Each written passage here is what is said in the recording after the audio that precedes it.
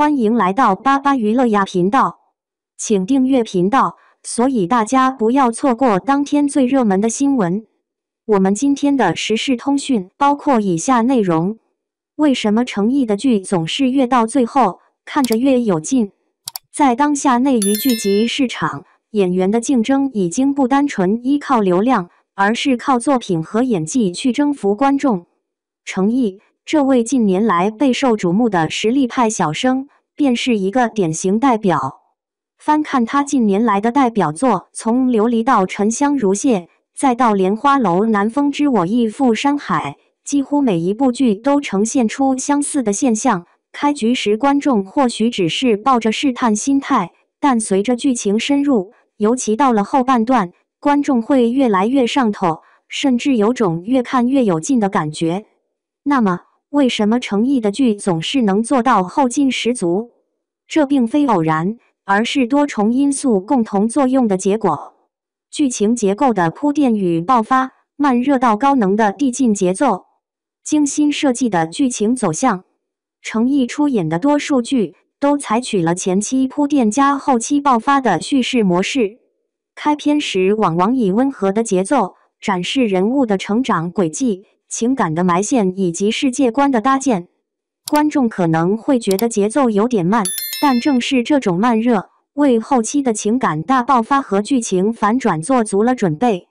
例如《琉璃》前期围绕楚玄机的成长展开，成毅饰演的雨丝凤更像是一个温柔守护者。但随着剧情推进，人物命运的反转与感情的虐恋逐步推向高潮。到了大结局，观众几乎是哭着看完。后半段情感的集中释放，成毅的剧常常在中后段开始释放人物的复杂情绪，比如爱而不得的痛苦、命运的无常、角色的成长蜕变。这种强烈的情感共鸣，让观众在后期牢牢被吸引。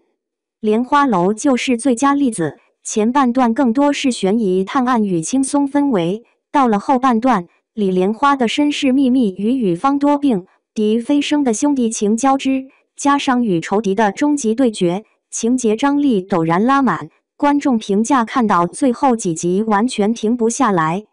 人物塑造的层次感，角色后期更具张力，有表集里的角色递进。成毅对角色的演绎往往采取层层递进的方式，前期角色性格可能单纯直接，但随着剧情发展，他会不断注入新的情感维度。观众一开始觉得这个角色挺简单，到后期却惊讶于其复杂与深邃。比如《沉香如屑》中的应渊帝君，初登场时冷静克制，似乎无欲无情，但随着剧情推进，他的压抑、执念、深情逐一爆发，让人心疼得无法自拔。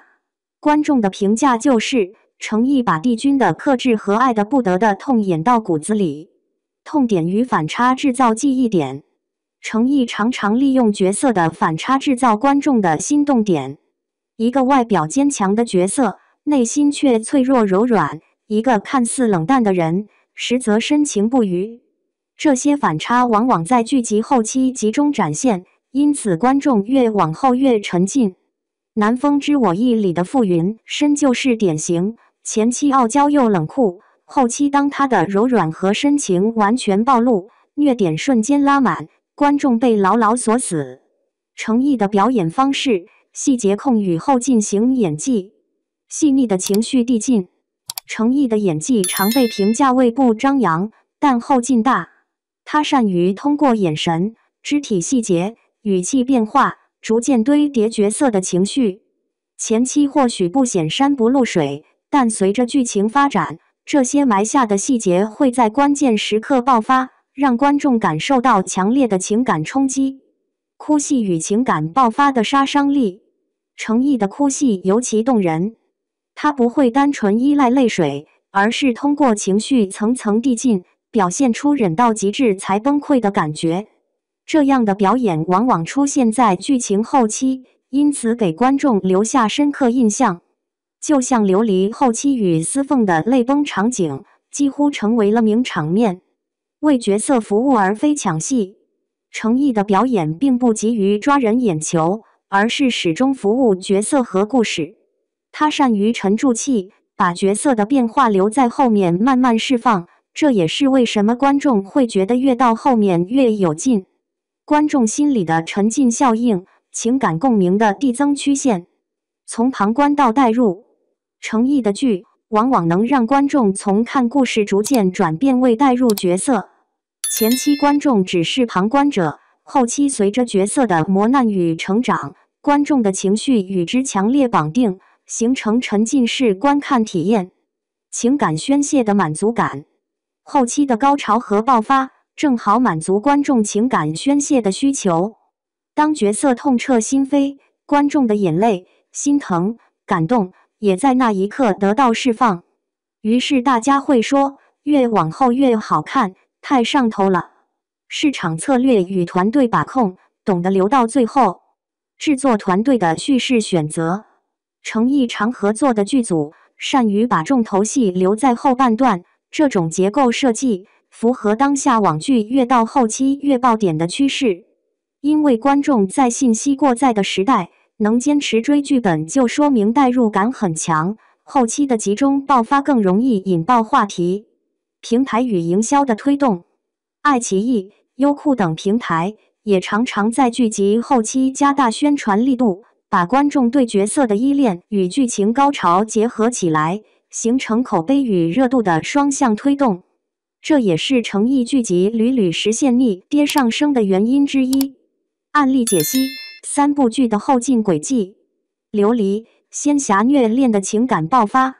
前期温柔守护，中期反转虐心，后期极致深情，观众泪点集中在最后10几集。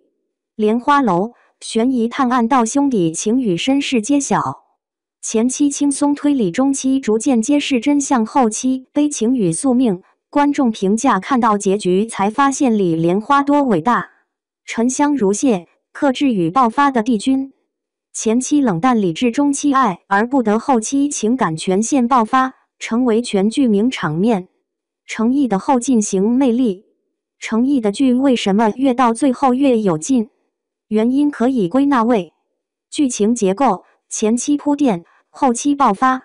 人物塑造，角色层次感，后期更饱满；演技方式，细腻克制，爆发有力；观众心理，沉浸感递增，情感共鸣强烈；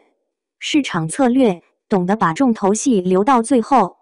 这种种因素共同作用，造就了诚意剧集的独特观感。开局可能平缓，但到了后期便像滚雪球一样，越滚越大，直至让观众上头到停不下来。这正是后进型演员的最大魅力。